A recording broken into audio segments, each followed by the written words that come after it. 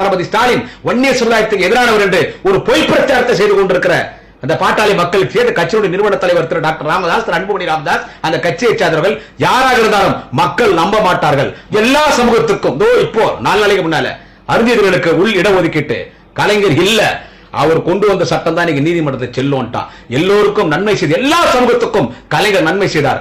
2026 உங்க சோழி பூரா முடியும். எனவே இந்த தமிழ் புதல்வன் திட்டத்தில் மாணவர்களுக்கு 1000 ரூபாய் வழங்குவதை கண்டிச்சு தப்புன்னு பேசுறான் சீமான்.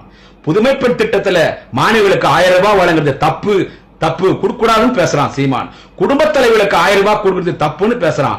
எல்லாருக்கும் 1000 பிச்சை போறீங்க, அந்த பிச்சை நீங்க வாங்கிக்கணும் மேடை போட்டு பேசுறான். அந்த கூட்டத்தொக்கான கை தட்டுறீங்களே, அவன் நம்மளதான் திட்டுறான், உங்களதான் திட்டுறான். இது உங்களுக்கு புரியல. இவன் கதையை எப்படி முடிக்கணுமோ அதை சாஃப்டா முடிப்பார் எங்கள் நாளைய தமிழகத்தினுடைய மாண்புமிகு அண்ணன் உதயநிதி ஸ்டாலின்.